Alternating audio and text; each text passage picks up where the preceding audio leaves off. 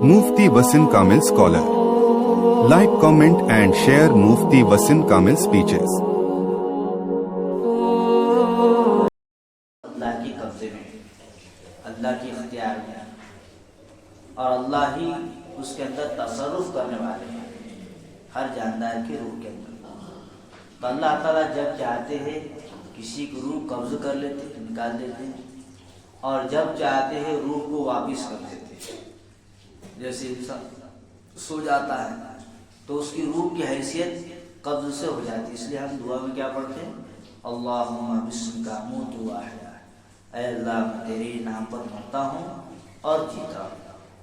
تو روح ایک اعتبار سے قبض ہو گئی، اب جب بیداری کا وقت آتا ہے تو وہ روح واپس لوٹا دی جاتی ہے۔ تو ہم اس وقت پڑھتے ہیں الحمدللہ الذی احیانا بعد ما اماتنا والیہ النشور۔ یہ تمام تعریف اللہ کے لیے ہے جس نے ہمیں مار کر زندگی بخشی اور ہم کو اس کی طرف لوٹ کر جانا ہے۔ تو یہ سب اختیارات اللہ کے ہاتھ میں ہیں، موت کا دینا اور زندگی کا دینا یہ اللہ کے ہاتھ میں ہے۔ تو اس میں یہی بتایا گیا کہ یہ اللہ کے اختیار میں، کسی انسان کے اختیار میں نہیں۔ اس کے بعد میں اللہ تبارک و تعالیٰ کی رحمت سے مایوس نہیں ہونا چاہیے، اس کا تذکرہ کیا گیا۔ لا تقنطوا من رحمت اللہ ان اللہ یغفر الذنوب جميعا انہ هو الغفور الرحیم۔ یہ آیت گناہ گاروں کے لیے بہت ہمت افزائی والی امید دلاتی ہے کہ نبی کریم صلی اللہ علیہ وسلم کے پاس میں کچھ لوگ آئے، اسلام قبول کیے، لیکن انہوں نے کہا اے محمد صلی اللہ علیہ وسلم، ہمارے سے تو بہت بڑے بڑے گناہ ہوئے، زنا ہو گیا، ناحق قتل کر دیے، تو کیا ہمارے گناہ معاف ہو جائیں گے اسلام لانے کی وجہ سے؟ تو یہ آیت نازل ہوئی تو کہا گیا کہ اگر کوئی آدمی سچے دل سے اسلام قبول کر لیتا ہے، توبہ کر لیتا ہے، تو اللہ تعالیٰ جو اس سے گناہ ہوئے ہیں اللہ تعالیٰ اس کو معاف کر دیتا ہے۔ اللہ کی رحمت بڑی وسیع ہے، اور اللہ کی رحمت تو ڈھونڈے انسان، بس انسان ہی یہ ہے کہ وہ اللہ کی رحمت کی طرف بڑھ رہا نہیں۔ اللہ کی رحمت تو بڑی ہوئی ہے، اس لیے انسان کو اللہ کی رحمت سے مایوس نہیں ہونا چاہیے۔ اس کے بعد میں نفخ صور کا منظر بیان کیا گیا، وَنُفِخَ فِي الصُّورِ فَصَعِقَ مَنْ فِي السَّمَاوَاتِ وَمَنْ فِي الْأَرْضِ إِلَّا مَنْ شَاءَ اللَّهُ۔ کہ جب سور پھونکا جائے گا قیامت سے پہلے سب بے ہوش ہو جائیں گے اور سب مر جائیں گے، اور جو پہلے مر چکے ہیں ان کی روحیں بے ہوش ہو جائیں گی۔ آپ صلی اللہ علیہ وسلم فرمایا سور پھونکنے کا اثر سے جو موت واقع ہوگی، جو مریں گے لوگ، اس سے جبرائیل علیہ السلام، اسرافیل علیہ السلام، میکائیل علیہ السلام اور ملک الموت یہ محفوظ رہیں گے، لیکن اس کے بعد میں اللہ تعالیٰ ان کو بھی موت دے دیں گے، اور باقی جو ذات رہے گی وہ صرف اللہ تبارک و تعالیٰ کی ذات باقی رہے گی۔ اس کے بعد میں اللہ تعالیٰ نے جنت مہمان خانہ اور جہنم قید خانہ ہے، اس کا تذکرہ فرمایا۔ وَسِيقَ الَّذِينَ كَفَرُوا إِلَى جَهَنَّمَ زُمَرًا حَتَّى إِذَا جَاءُوهَا فُتِحَتْ أَبْوَابُهَا۔ دیکھو کہ جب جہنم میں جاتا ہے اس کے لیے دروازے کھول دیے جاتے ہیں، جہنم کی کھول دیے جائیں گے، اور ایسی جنت والا جنت میں جائیں گا تو اس کے لیے دروازے تو کھولے جائیں گے ہی جائیں گے، لیکن اس کے لیے اس آنے والی جگہ جہاں پر وہ آ رہا ہے اس کو سجایا جائے گا۔ یہ فرق ہے قیدی میں اور جنتی میں۔ اللہ تعالیٰ کہ فرشتے اس کا اکرام کریں گے، اس پر سلامتی بھیجیں گے، سلام آپ پر خوش آمدید، آئیے آپ کا آنا مبارک ہو، جنت میں استقبال ہوا انسان کا۔ اللہ تعالیٰ ہم کو بھی، پوری امت کو بھی جنت الفردوس میں اعلیٰ سے اعلیٰ مقام عطا فرمائے۔ اس کے بعد میں سورہ مومن ہے، اس کے اندر فرعون کے دربار میں ایک ایمان والے نے بڑی پیارے باتیں بیان کی تھی، اور اسی نسبت سے اس سورت کا نام سورہ مومن رکھا گیا۔ تو اس میں سب سے پہلے اللہ کی صفات بیان کی گئی، کیا کیا اللہ کی صفتیں ہیں؟ تو ایک صفت ہمیں العزیز، اللہ غالب ہے، ہر چیز پر اللہ کو غلبہ حاصل ہے۔ العلیم، اللہ علم والے ہیں، جاننے والے ہیں۔ غافر الذنب، اللہ گناہوں کو معاف فرمانے والے ہیں۔ قابل التوب، اللہ تعالیٰ توبہ کو قبول کرنے والے ہیں۔ شدید العقاب، اللہ تعالیٰ سخت سزا دینے والے ہیں۔ اور ذی الطول، طاقت والے ہیں۔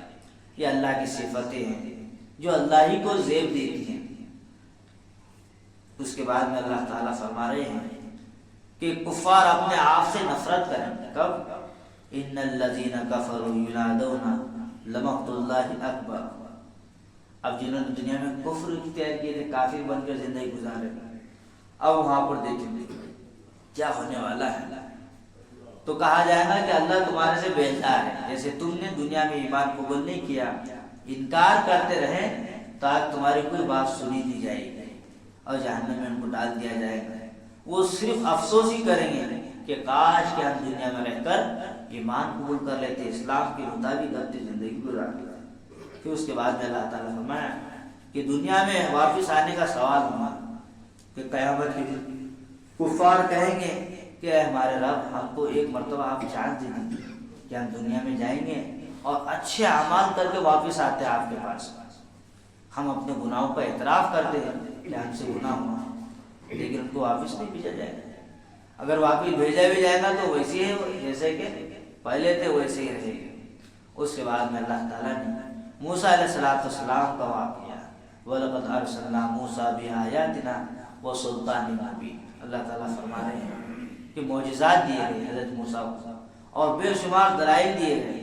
فرعون، حامان، قارون کے پاس دعوت دے کر کے بھیجا گیا موسیٰ علیہ السلام کو۔ جب لوگ ایمان لانے لگے تو فرعون نے تجویز پیش کی کہ ایمان لانے والے مردوں کو قتل کر دوں گا۔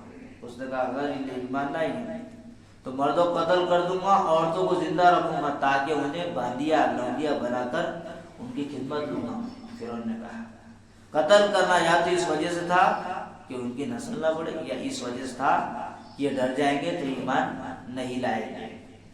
اب رجل مومن کی تقریر شروع ہو رہی ہے کہ حضرت موسیٰ کو العیاذ باللہ لوگوں نے قتل کرنا چاہا تھا کہ موسیٰ کو قتل کر دیا، اور فرعون ہی کے خاندان کے ایک مومن بندہ اٹھا اور جس نے حضرت موسیٰ کے ہاتھ پر ایمان لایا تھا۔ اس نے فرعون کو سمجھایا کہ دیکھو یہ موسیٰ علیہ السلام جو باتیں بتلا رہے نا یہ صحیح باتیں ہیں، رب اللہ ہی تو ہے اور کون ہو سکتا ہے، اور واضح دلائل سے بتا رہے ہیں، اور یہ اللہ تعالیٰ نے ان کی حفاظت فرمائی ہے اور سچے ہیں، جھوٹ نہیں بولتے ہیں، یہ سب باتیں اس نے، اور تم اتنے سچے آدمی کو قتل کرنا چاہتے ہو؟ اس نے کہا اب اللہ تعالیٰ نے وہ کیسے نبیوں کی مدد کر دیا۔ اب انہوں نے وہ رجل مومن نے بتا دیا کہ یہ لوگ آپ کو قتل کرنا چاہ رہے ہیں، اس لیے آپ یہاں سے چلے جائیں، میں آپ کا خیر خواہ ہوں اور آپ کے چاہنے والوں میں سے ہوں۔ تو حضرت موسیٰ علیہ السلام کو اللہ نے بچا دیا۔ اس کے بعد میں بتایا کہ نبی کریم صلی اللہ علیہ وسلم کو 3 چیزوں کو حکم دیا گیا، فَاصْبِرْ إِنَّ وَعْدَ اللَّهِ حَقٌّ وَاسْتَغْفِرْ لِذَنبِكَ وَسَبِّحْ بِحَمْدِ رَبِّكَ بِالْعَشِيِّ وَالْإِبْكَارِ۔ کیا دیا حکم؟ نمبر 1 آپ صبر کریں، کوئی مصیبت آئی انسان کو چاہیے کہ وہ صبر کرے، صبر سے کام لے، اللہ سے معافی مانگے اپنے ان معاملات کی جو آپ کی شان کے لائق نہیں تھے، اور صبح شام اللہ کی تسبیح تحمید کریں، اللہ کو یاد کرتے رہیں۔ حضرت انبیاء علیہ السلام اور حضرت نبی کریم صلی اللہ علیہ وسلم یہ تو معصوم ہوتے ہیں، پھر بھی اللہ نے نبیوں کو حکم دیا استغفار کا، اس وجہ سے کہ امتوں کو سبق دینا ہے، امت کو سبق دینا ہے کہ نبی اتنے معصوم جس سے کوئی گناہ سرزد نہیں ہوتا وہ استغفار کر رہے، تو ہم تو بہت زیادہ محتاج ہیں استغفار کرنے کے۔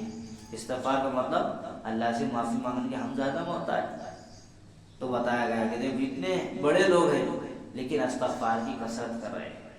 اللہ کے نبی فرماتے کہ میں دن میں 70 مرہ 70 مرتبہ، کہیں پر 100 مرتبہ استغفار کرتا ہوں۔ اللہ کی نعمتوں کا بیان کیا اللہ تعالیٰ نے، اللہ الذی جعل لکم اللیل لتسکنوا فیہ والنہار مبصرا۔ اللہ نے انعامات دی اپنے بندوں کو، کتنی انعامات دی اللہ تعالیٰ نے؟ ان میں سے 2 نعمتیں، ایک رات ہے اور ایک دن۔ یہ بھی کیا اللہ کی نعمتیں ہیں کہ دن میں آدمی کام کاج کرتا اور رات میں آرام کرتا، اور اس آرام کے ذریعے سے اس کو سکون ملتا ہے۔ اس کے بعد میں بتایا علم غیب اللہ کے پاس، وہی مختار کل ہے، اور اللہ کے علاوہ کسی کے پاس میں غیب کا علم نہیں۔ اور بتایا کہ پیغمبر کے سامنے جو کھلی کھلی نشانیاں پیش کرتے ہیں تو کفار اپنے علم پر ناز کرتے تھے اور ان کا مذاق اڑاتے تھے۔ کیا علم سے مراد دنیاوی زندگی کا ظاہری علم فن ہے؟ اور ظاہری ہنر ہے اس پر وہ آپ کرتے تھے کہ ہم کو بھی تو معلوم ہے. تو یہاں کہتے ہیں کہ ہم کیوں کلمہ قبول کریں، اتنا علم تو ہمارے پاس میں بھی ہے. نبی کریم صلی اللہ علیہ وسلم کو بولتے.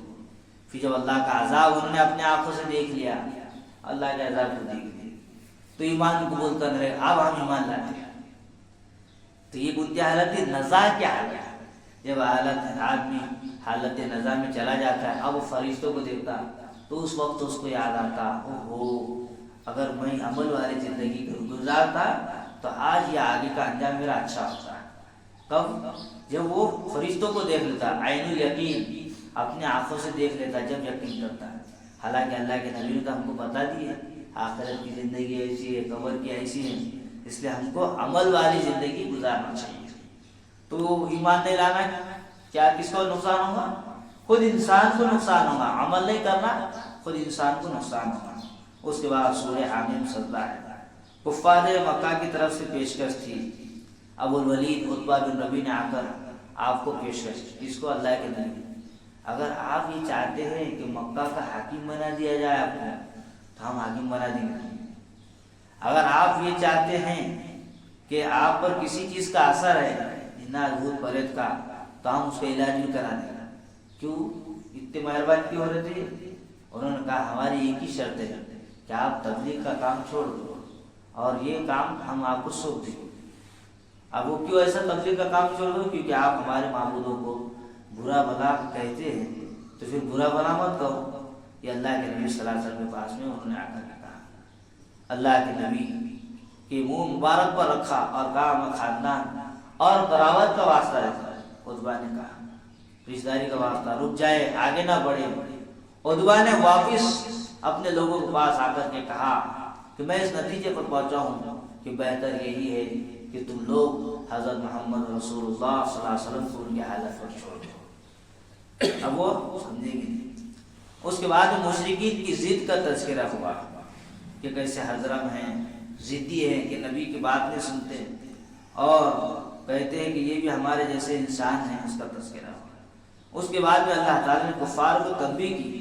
قوم عاد، قوم سمود کے دیکھو کیسی قوت والے لوگ تھے، طاقت والے تھے، غرور گھمنڈ کے اندر زندگی گزار رہے تھے، پیغمبر پر ایمان نہیں لائے تو اللہ نے ان کو برباد کر دیا. اس کے بعد میں بتایا کہ اعضاء جسمانی کا گواہی دینا کہ قیامت کی اللہ تعالیٰ انسان کے اعضاء، کان، آنکھوں کو، کھال کو قوت گویا عطا فرمائے کی بات کریں گے، اور انسان کے اپنے خود کے اعضاء وہ گواہی دے دیں گے اس نے فلاں فلاں گناہ کیا تھا.